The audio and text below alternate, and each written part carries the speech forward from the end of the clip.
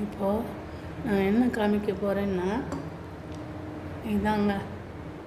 இப்போ இந்த ஆடை எடுத்தேன் இல்லையா, 2 நாள் ஆடை, நேற்றுக்கும் முந்தா நாளும் உள்ள ஆடையை தனியாக சேமிச்சிடணும்.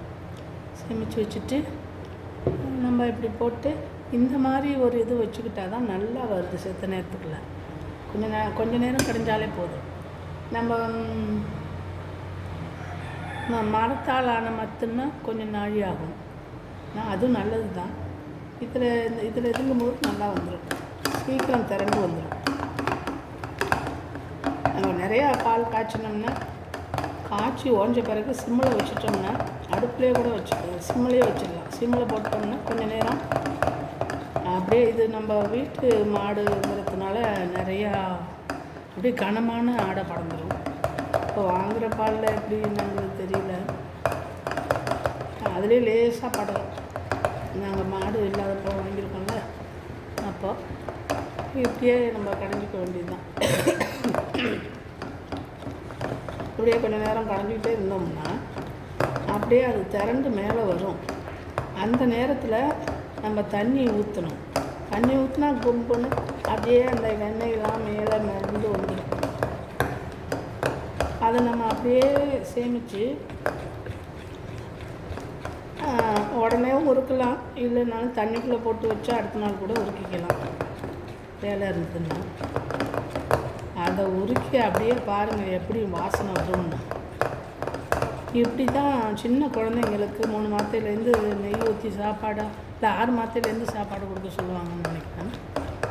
அப்படி பண்ணும்போது நம்ம வீட்டில் இந்த மாதிரி தயார்படுத்தின நெய்யை தான் கொடுக்கணும், ஊற்றி கொடுக்கணும். அவங்களுக்கு எந்த ஒரு இதுவும் அதில் சாதத்தில் கொஞ்சோண்டு மிளகு பொடியும் நெய்யும் ஊற்றி அப்படியே பிணைஞ்சு கொடுத்தா அப்படி தான் பழக்கப்படுத்தணும். அவங்கள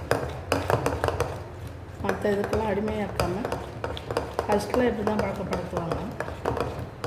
அதுக்கு நம்ம இந்த மாதிரி கடைஞ்ச வீட்டிலே இருக்கிற நெய் தான். அந்த பாட்டிலில் உள்ளதெல்லாம் சின்ன குழந்தைங்களுக்கு வேண்டியதில்லை. இப்படியே செஞ்சுக்கிட்டே இருந்தோம்னா அது திரண்டு வந்துடும்.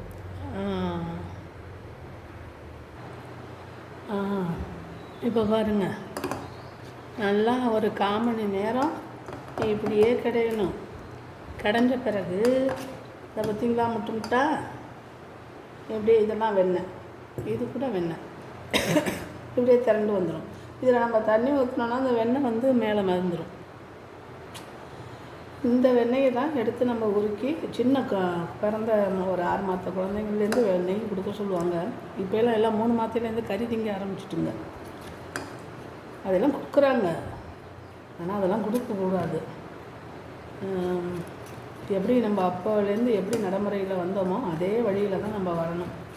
இல்லைன்னா அந்த கறியெல்லாம் உள்ளே போய் செரிமானம் இல்லாமல் இருந்து 1 வருஷம் கழித்து கூட அதுங்கனால பாதிப்பு ஏற்படுது. இதை கவனத்தில் கொள்ளுங்கள். இப்போ இதில் வந்து தண்ணி ஊற்றி காமிக்கிறேன் பாருங்கள். தண்ணி கொண்டு வந்துட்டேன் பார்த்திங்களா.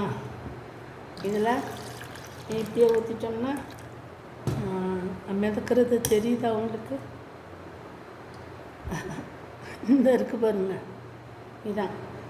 கொலஸ்ட்ரால் இல்லாதவங்க இதை இப்படியே கூட திங்கலாம். நல்லா மினுமினுப்பாகும், குடல் பகுதியெல்லாம் வழவழப்பாக நல்லாயிருக்கும்.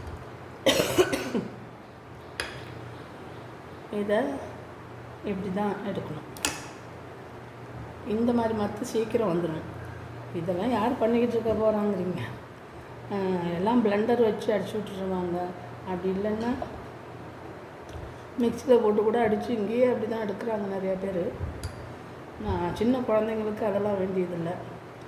நம்ம வந்து இப்படி தான் அதை ப்ரிப்ரேஷன் பண்ணணும். இது ஒரு 75-100 இருக்கும்னு நினைக்கிறேன். இது ஏன்னா வெயிட்டாக இருக்குது பார்த்தீங்களா.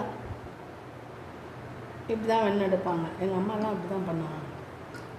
சின்ன குழந்தைங்களுக்கெல்லாம் சின்ன குழந்தையாக இருக்கும்போது எங்கள் அம்மாச்சி தான் அதெல்லாம் நெய்யெல்லாம் இந்த மாதிரிலாம் ப்ரிப்பேர் பண்ணி, எங்கள் வீட்டிலலாம் மாடு இல்லாமல் இருக்காது. ஆள் வச்சுட்டு மாடு வச்சுருப்பாங்க. இப்போ தான் ஆளே கிடைக்க மாட்டேங்குது, எல்லாருக்கும் 1000 ரூபா கொடுத்துட்றாங்க. இந்த மாதிரி கொஞ்சம் மோர் விட்டு அதுக்குள்ளே தூக்கி போட்டு நீங்கள் வெறுசாகவே வைக்கலாம். இல்லைன்னா ஃப்ரிட்ஜில் வச்சுக்கிட்டிங்கன்னா 2 நாள் சேர்த்து இந்த வெண்ணெயை உருக்கிக்கலாம். அப்படியே உருக்கும்போது என்ன பண்ணணும்னா முருங்கைத்தழை, முருங்கை கொழுந்து அதை போட்டு சாப்பிட்டிங்கன்னா ரொம்ப நல்லாயிருக்கும்.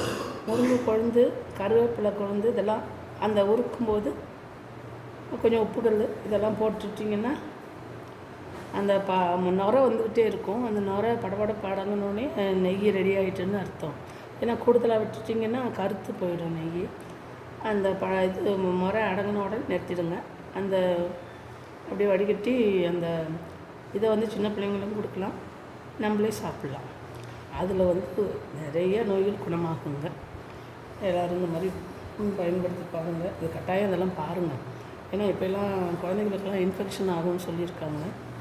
அதனால் பெரும்பாலும் நீங்களே தயார் பண்ண உணவுகளையே கொடுங்க. கடைகளெல்லாம் எதுவுமே வாங்காதீங்க. அந்த பிள்ளைங்களை கடைகளுக்கு அழைச்சி விட்டும் போகாதீங்க. நிறையா மிட்டாய் வகையெல்லாம் கூட போட்டாங்க. அதெல்லாம் எதுவுமே வாங்கக்கூடாது. அந்த ஸ்லம் ஏரியா அந்த மாதிரி ஒர்க்கில் இருக்கிறவங்க அவங்கெல்லாம் அதுக்கெல்லாம் தெரியாதவங்களுக்கெல்லாம் இதெல்லாம் நிறையா பேருக்கு பரப்புனா நல்லபடி நம்ம நாட்டையே காப்பாற்றலாம். இந்த இன்ஃபெக்ஷன் வரும்னு சொல்கிறாங்க. அதனால் இந்த மாதிரி பெரும்பாலும் நம்மளே தயார் பண்ண உணவுகளே எடுத்துப்போமே. நன்றி. இது வந்து நான் இருத்து நம்ம வந்து அதில் எலுமிச்சம்பழம் விட்டு சாப்பிட்டோம்னா நெஞ்செரிச்சல் இதெல்லாம் தீரும். ரொம்ப நல்லது. ஆனால் இப்போ இங்கே யாரும் குடிக்க மாட்டாங்க. அதனால் நான் இருக்கலை. இதில் ஆடை நிறையா இருக்குது. அதோடு நம்ம டாக்குக்கெல்லாம் போட்டோம்னா நல்லா சாப்பிடுவாங்க. அதனால் நான் இருக்காமல் வச்சுட்டேங்க. பாருங்கள். ஆனால் ஆசையாக இருக்குது. இந்த எலுமிச்சம்பழம் போட்டு குடிக்கும்போது ரொம்ப சுவையாக இருக்கும். அந்த டேஸ்ட்டை மறக்கவே முடியாது. எல்லாம் பார்த்து பண்ணிடுங்க. நன்றி.